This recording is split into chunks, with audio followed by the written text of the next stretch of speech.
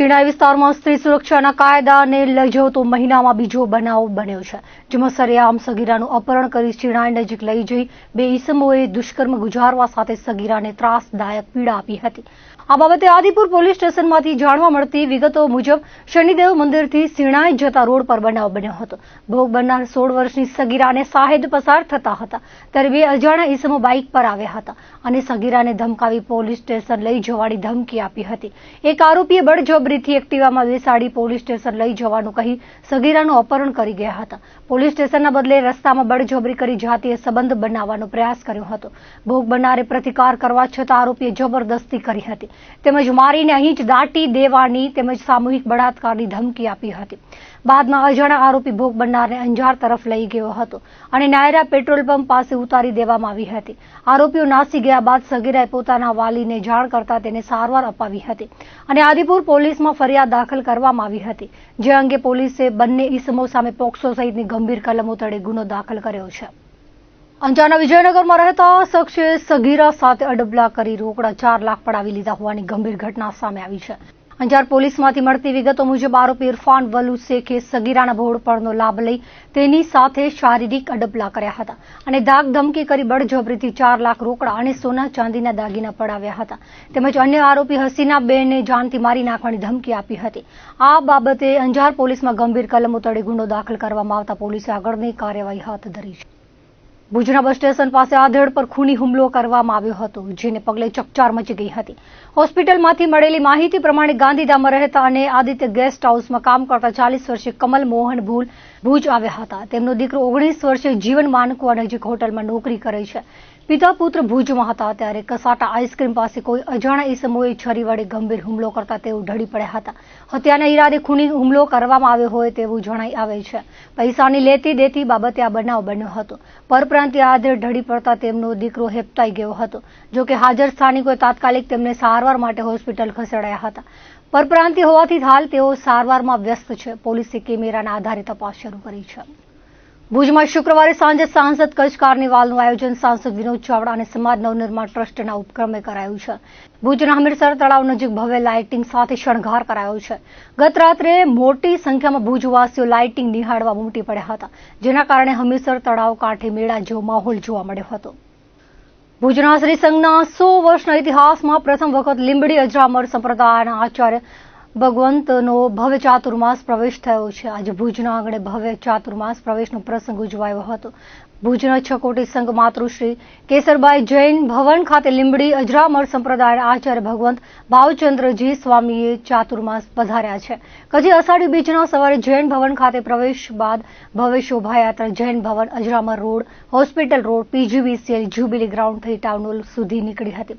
જૈન સમુદાયના પરિવારો મોટી સંખ્યામાં જોડાયા હતા। જૈન શાસનના જય જયકારથી શહેરના રાજમાર્ગો ગાજી ઉઠ્યા હતા। ગુરુ ભગવંતો તેમજ શિષ્યાઓ ભુજ માધવપરના દીક્ષિત થયેલ 13 સતીશજીઓ ચાતુર્માસે પધાર્યા હતા। ભુજના રાજમાર્ગો પર ભવ્યાતિભવ્ય શોભાયાત્રા બાદ ટાઉન હોલ ખાતે આચાર્ય ભગવંતનો પ્રવેશ કાર્યક્રમ યોજાયો હતો। હોટલ વિરામ ખાતે સવારથી નવકારશ્રીનો સકલ છકોટી સંઘ બહાર ગામના સંઘો સહિત શોભાયાત્રામાં જોડાયેલા લોકોએ લાભ લીધો હતો। ત્યારબાદ દાતા પરિવાર તરફથી સમસ્ત જૈન સમાજ બહાર ગામના સંઘો માટે જૈન વંડા ખાતે સ્વામી વાત્સલ્ય નવકારસિંહનું આયોજન કરાયું હતું। ભુજના આંગણે આયોજિત ભવ્ય ચાતુર્માસ પ્રવેશ કાર્યક્રમના આયોજન માટે શ્રી સંઘના તમામ હોદ્દેદારો, જૈન ભવન સંચાલન સમિતિના હોદ્દેદારો વગેરે સહયોગી રહ્યા હતા।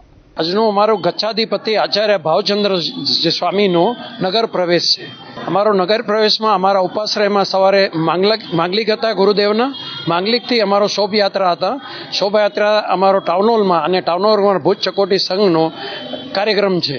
આજુ અમારું સાધારણ ભક્તિના દાતા પરિવાર વિશ્વાબેન લક્ષ્મીકાંત શાહ, એના પરિવાર ધીરણભાઈ શાહે સાધારણ ભક્તિનો લાભ ચોતુર્માસનો એમને લાભ લીધેલું છે, એમનું સન્માન છે।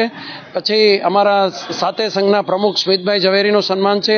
અન્ય સંઘના પ્રમુખ મંત્રી, બારેથી પધારેલા મહેમાનો અને સાંસ્કૃતિક કાર્યક્રમ, ગુરુદેવનો પ્રવચન વગેરે વગેરે અમારો કાર્યક્રમ છે। ચાતુર્માસ અમારા જૈન બહુ મોટો 4 મહિનામાં અમારા ગુરુદેવ ક્યાંય પણ વિહાર ન કરે, એક જ સ્થળ ઉપર બિરાજે અને ત્યાં અમારા શ્રાવક શ્રાવિકાને ધર્મ આરાધના કરાવે.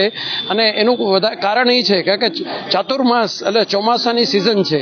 ચોમાસામાં લગભગ વરસાદ બધી જગ્યાએ હોય, એટલે વરસાદના કારણે અમારા સાધુ સંત ક્યાંય પણ વિછરે નહીં, એક જ જગ્યા સ્થિર થઈ જાય. કારણ કે વરસાદના કારણે જીવજંતુનો પગ નીચે આવે, એમનો નાશ થાય, એટલે જૈનોમાં એને પાપ ગણે છે. એટલે અમારો ચાતુર્માસનો મહિમા એ છે કે 4 મહિના સ્થિરવાસ રહી અને ધર્મ ધ્યાન કરે. આજે અમારા ગુરુદેવનો ચાતુર્માસ પ્રવેશ હતો.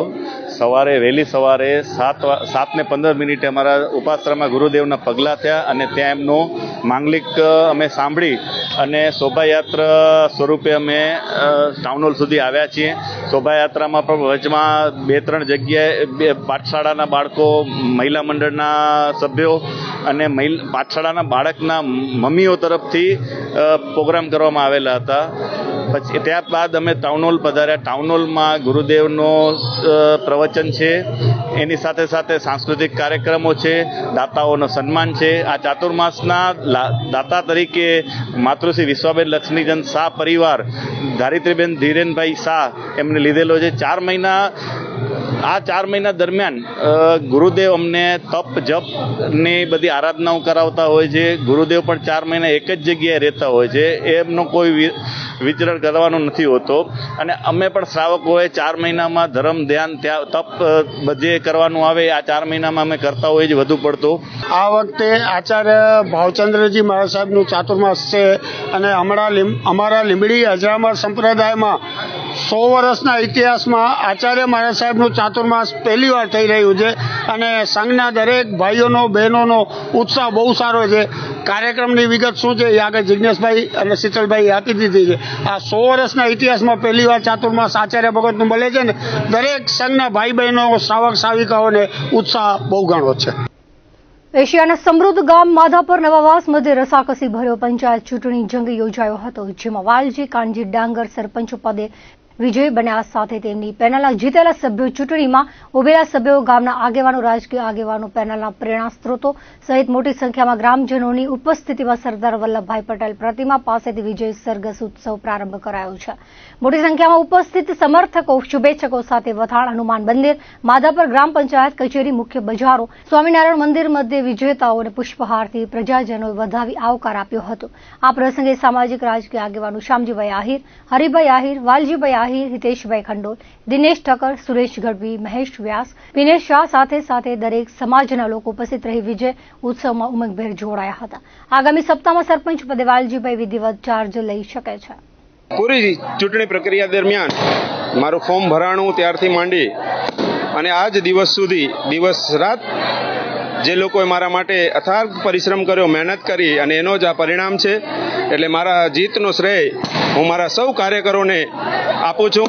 અને આજે અમે ગામના લોકોના મતદારોનો પણ હું હૃદયપૂર્વક આભાર માનીશ, કારણ કે આજે અમે સૌનો આભાર દર્શન માટે નીકળ્યા હતા. આપ સૌએ જોયો કે આ જનમેદનીએ અમને જે સમર્થન આપ્યું છે અને જે અમારા ઉપર વિશ્વાસ મૂક્યો છે, એ વિશ્વાસ ક્યારે નહીં તૂટવા દઈએ. અને અમારી જે પેનલ છે, વિકાસશીલ પેનલ, હંમેશા જે ગામની ખૂટતી કડીઓ હશે એ પૂર્ણ કરવા માટે અમે સૌ કટિબદ્ધ છીએ. અને ગામે અમારે ઉપર મૂકેલો વિશ્વાસ ક્યારેય તૂટવા નહીં દઈએ. કે જ્યારે આ ચોકની અંદર ક્યાંય પણ દરેક બજારોની અંદર, શેરીઓની અંદર આપ સૌ જોઈ શકો છો કે જનમેદની ઉમટી પડી છે. અને આ બધાનો જે વિશ્વાસ છે એ વિશ્વાસ ક્યારે નહીં તૂટવા દઈએ. અને મને જે સહકાર આપ્યો એ બદલ ફરી એકવાર હું હૃદયપૂર્વક એમનો અને આપના સૌ મીડિયા મિત્રોનો પણ હૃદયપૂર્વક આભાર માનીશ. લોકોની આશા અને અપેક્ષા તો ઘણી બધી હોય, કારણ કે જેમ જેમ ગામ ખૂબ ડેવલપ થઈ રહ્યો છે, એરિયા વિકસી રહ્યો છે, ગામ મોટો થઈ રહ્યો છે, ત્યારે સમસ્યાઓ પણ સ્વાભાવિક રીતે વધે.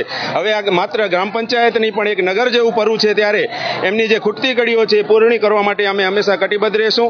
અને ગામે પણ જે ઈચ્છ્યું છે કે સતત એક ચક્રીય શાસન ચાલ્યું છે, એટલે પ્રજાએ પરિવર્તન લાવ્યું છે, એટલે અમારામાં આશા મૂકી છે, અમારામાં વિશ્વાસ મૂક્યો છે. વિશ્વાસ અમે ક્યારે નહીં તૂટવા દઈએ એવી આપના માધ્યમથી ખાતરી આપીએ છીએ.